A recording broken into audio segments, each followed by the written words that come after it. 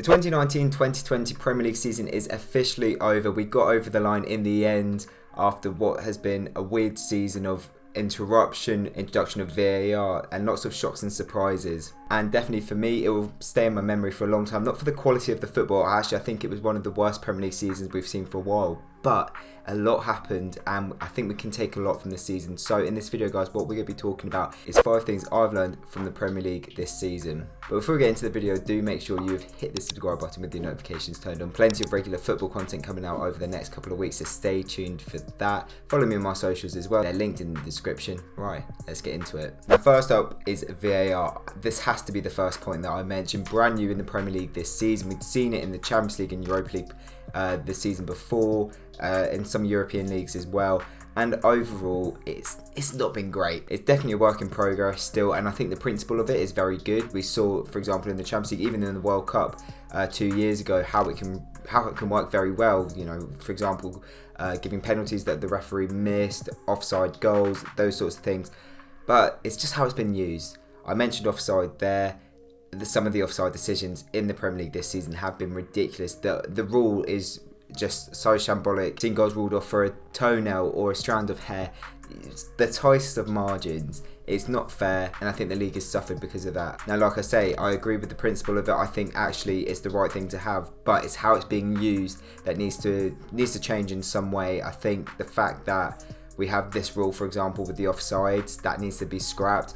Certain things with handball, because there's loads of discussion and debate about it.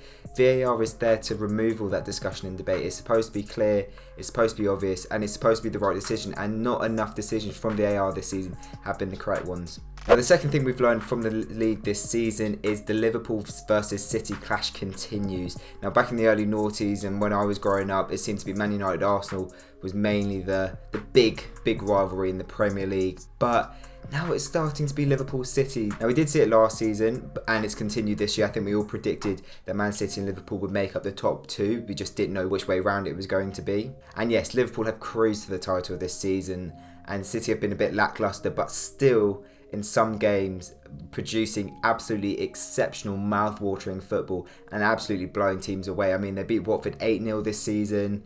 They've won countless games by 4 or 5 goals.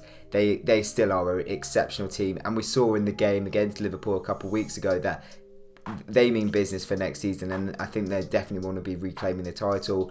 And to be honest, I know, for example, Chelsea, they've recruited well already and look like they're going to have a really good window, but I still can't see any side outside of Liverpool and Man City finishing in the top 2 next season. I think it's going to be a clash for at least the next 2, maybe even 3 seasons. We're gonna see this one for a while. It's going to be a big Premier League rivalry over the next, I guess, couple of years. Third is the top 6 shambles. Now, in the end, only one team from the big 6 actually finished outside of the top 6 in the Premier League. At several points over the course of the season, it looked like it could have been more than Arsenal. Spurs started shambolically, had a very desperate start and just got sick. Just about got into the top 6 come the end of the season. Man United, back in January, before their exceptional run, were closer to mid-table obscurity on the 13th, 14th places than the top 4, which is just crazy to think over halfway through the Premier League season. And pretty much from the beginning of the season, we thought Leicester were going to finish in the top 6. They did. They looked exceptional. There was also a point where we thought maybe Wolves would sneak into there. Sheffield United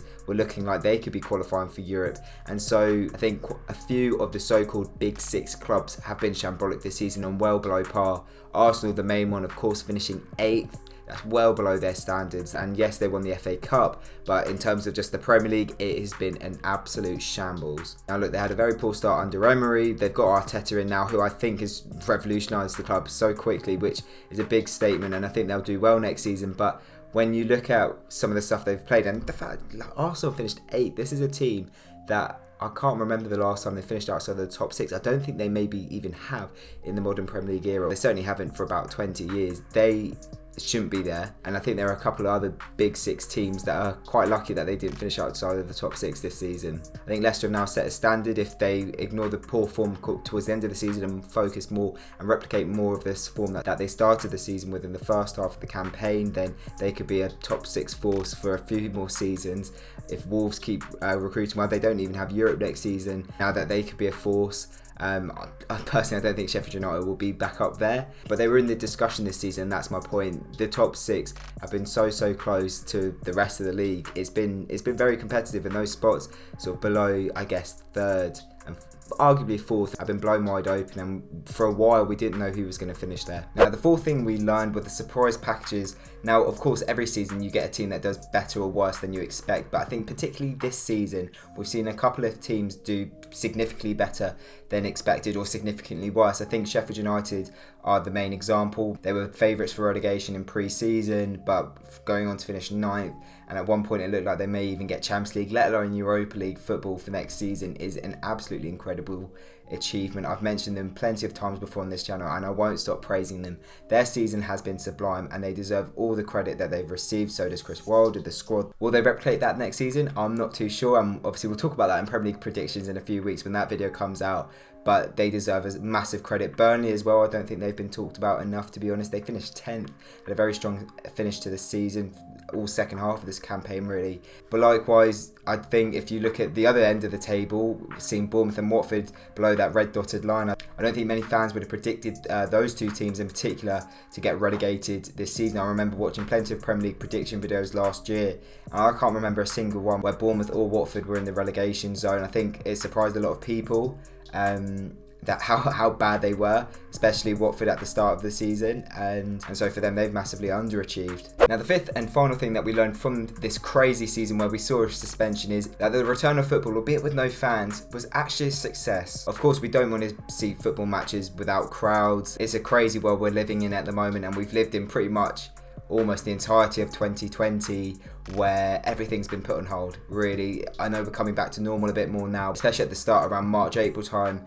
Everything was put on hold during this really tragic and crazy time that we're living in. But when we knew that football was going to come back, and when that was announced after a 3-month layoff, I think everyone was delighted. Everyone a football fan, even those who aren't particularly into sport. It's a morale boost. It's something to talk about. It is. I think it was a factor of society coming back to normal again. Of course, no crowds. That's not normal. We don't want to see that in sport. But it was either no football, no sport at all, or it's coming back, not in the way we want it to necessarily, but it's there.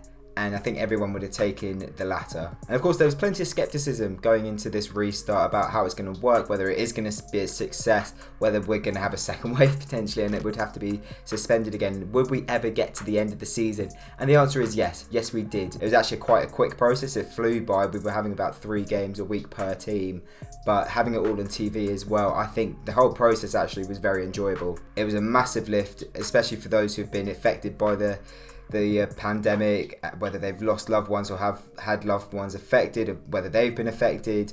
Football was back, and like I said, not necessarily even if you're a football fan particularly, I think everyone enjoyed having it back. We know that the start of the season will also have no fans, and I think it will work in a similar way, in a similar format to how we've seen the restart work. Maybe every game is going to be on TV again, which obviously is something we hope for, but come October, when fans are allowed back in, hopefully I think we'll reflect on this period and think actually it worked. It wasn't what we wanted. Of course you want to be seeing fans in the stadium, but it did work. I think it was a success in the end. Alright guys, that is it for the video. Thank you so much for watching. If you have enjoyed it, leave it a like. Let me know in the comment section below what you've learned from the Premier League this season, whether it's something that I mentioned or whether it's something completely different. If you want to add to the discussion, follow me on my socials as well. Make sure you've hit the subscribe button and have your notifications turned on, with plenty of regular content coming out over the next couple of weeks. And until the next video, take it easy and I'll see you soon.